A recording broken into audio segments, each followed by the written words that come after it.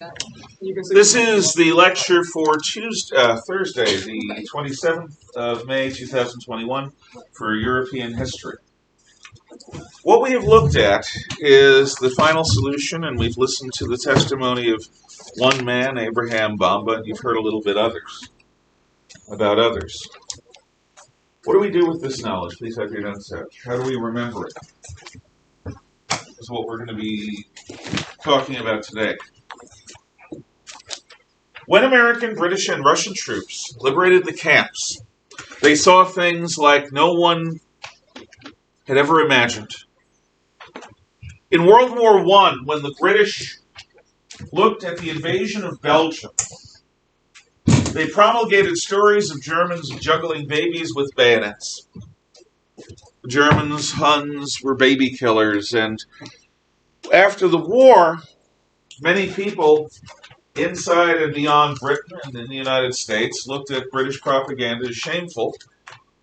And so when the stories of the final solution began to come out during World War II, many people who heard it, especially in the U.S. State Department, called it unbelievable, incredible, the modern equivalent of British propaganda. Because they didn't want to believe. Some of them were anti-Semites themselves. Some of them simply couldn't imagine the nation of Goethe, of Schiller, of Beethoven, of Bach, doing what Hitler's people were doing. So they simply closed their minds and said, nope, propaganda, not real. When American, British, and Russian troops liberated the camps, this willing ignorance was revealed as the sham that it was. American troops report seeing skeletons all over these camps, and then as the Americans opened the gates, the skeletons began to move. People, I guess you could call them people, that looked like the undead, stood up on pencil-thin legs with massive knobbed knees, with skin that's so thin over the body that it's translucent, shuffling towards the Allied soldiers, pawing at them. Are you real? Help us. The smell was the first thing they had noticed before they'd gone through the woods to see the fences or the camps. And what they saw inside the facilities, how they were used, all of it, beyond the realm of imagination. Being Americans, what our troops did is we started feeding them, starving people. And people who had survived Hitler's Germany and the conquests and the ghettos and the death camps and concentration camps died within a couple of hours of being liberated because we gave them too much food too quickly. Their bodies went into shock, died. If you want to imagine the animus, the soul, as a candle flame, their candle flames were guttering in the wind, just ready to go out at any cause, and they did. Soon orders came down from high command. Don't feed them. Not until you learn how. My grandfather knew a guy who had survived simply because the only words he knew in English were pea soup.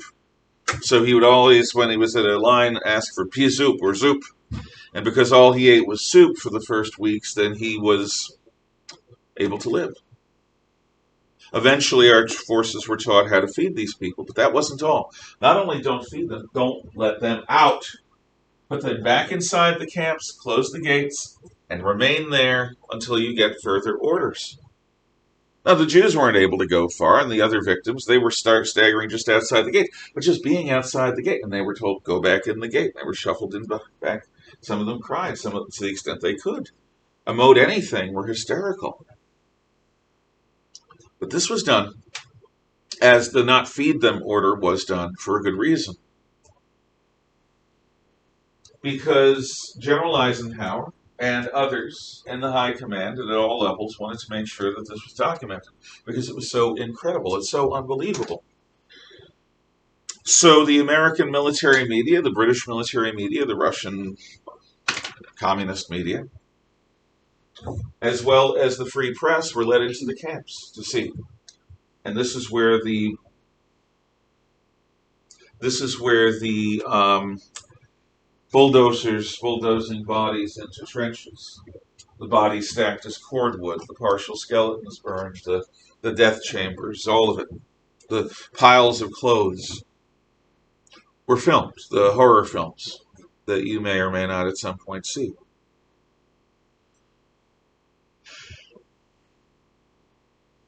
Everything was done to make sure that this was documented.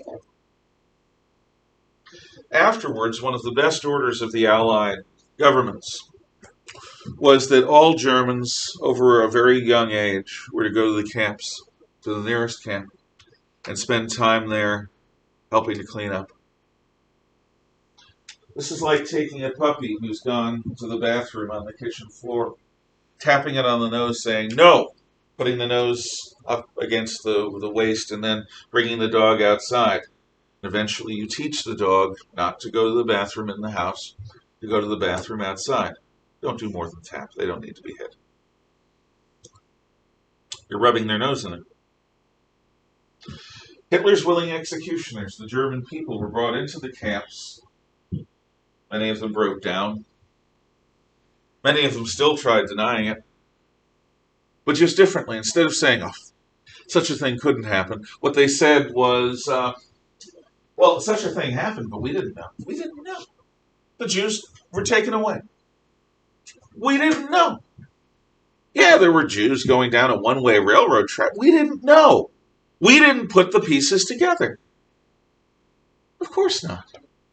In a totalitarian police state, the last thing you want to do is put the pieces together, because you might have to do something about it. In a totalitarian police state like Germany, one of the lessons of the Night of the Long Knives, I didn't tell you until now. One of the victims of the Night of the Long Knives was General von Schleicher. General von Schleicher had been the Chancellor of Germany right before Hitler, and he and members of his family were murdered in the middle of the night without trial, extrajudicially. And the Nazis got away with it. If they can kill the immediate predecessor of Hitler just by sending a death squad out, anyone can be killed. They had already established that anyone who stood against them was going to be subjected to street violence. The brown shirts have been doing that since the early 1920s. But what's happening now is the government is officially involving itself. If you put the pieces together, you might have to do something about it. The first reaction of most people when they encounter evil, capital E evil, is to ignore it. "Oh, I must have nothing to see here. Move along. It's a swamp gas out of Venus. It's not real." Because if it's real, you got to consider what your responsibility is. And in a totalitarian police state, that's going to get you killed. But we didn't know. And as for the people who actually did the work, we were following orders. It's a very German thing to say. We were just following orders. Well, understand, Germany wasn't the United States. In the United States, we start out with revolution. It's a different sort of society. But in Germany, you follow orders. If an officer in the German army, whether you know him or not, as long as he's higher rank, he can give you an order, you got to obey it. You're a tool at that point. Rifles aren't responsible. Pistols aren't responsible for what they do. The person who aims and squeezes the trigger is responsible. The soldiers aren't responsible for what they did. The officer who gave the orders, he is taking the moral responsibility of those acts. So from a German point of view, this is pre-Nazi German. To say I was just following orders explains everything.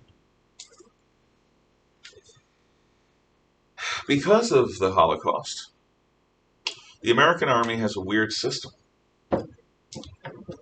In the American military, you are taught to distinguish between legal and illegal orders. Because if your officer or sergeant gives you an illegal order, you are expected to say, "Sir, I cannot follow that order. It is an illegal order, sir." And that's a hell of a risk. Because in the face of the enemy, a failure to follow orders could be responded with by being shot in the head by your own sergeant or your own lieutenant. To ask a 19-year-old who has just been through the indoctrination of basic training to distinguish in the field between a legal and an illegal order is a hell of a moral responsibility, especially when they're putting their own lives on the line for doing it. But we have this very imperfect system to prevent people from saying, I was just following orders, and then they commit atrocity. You have responsibility in our system for what you do, and if you choose to obey an illegal order, that's on you.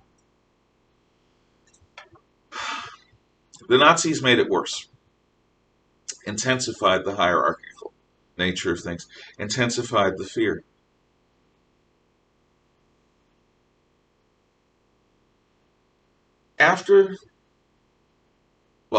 And to this day, there are still people who deny it. Oh, didn't happen. It's nothing to see here. Move along. It's just a bunch of it's a conspiracy. You see, like the conspiracy that says we went to the moon. Of course, we didn't go to the moon. Of course, the Holocaust didn't happen. People say this. Why? Because there's a sick side of us that insists on living in the world we want to live in, not the world that is.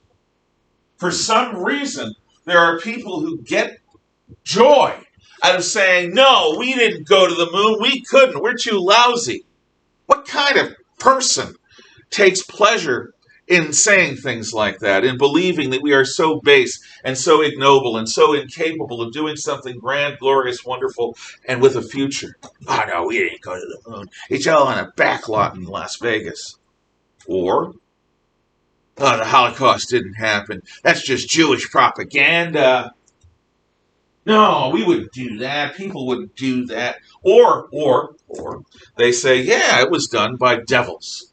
Hitler had only just one ball. Goering had two, but very small. Hitler was a devil out of hell. He was a demon out of the abyss. His demons took possession of human beings, and those demons did it. Oh, so much easier to just call Hitler a monster. But he wasn't. And his willing executioners weren't. They were people like you and me. Hitler was a man like you and me. The people that turned the knobs in the gas chambers were people like you and me. The Einsatzgruppen that aimed down their iron sights at babies were people like you and me. That's the challenge. What do we do in the face of evil?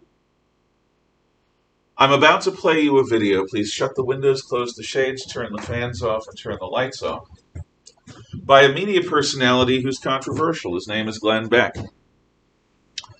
You can turn the fan off too. Glenn Beck is not somebody who I even agree with all the time. He's a bit too hysterical and apocalyptic for me.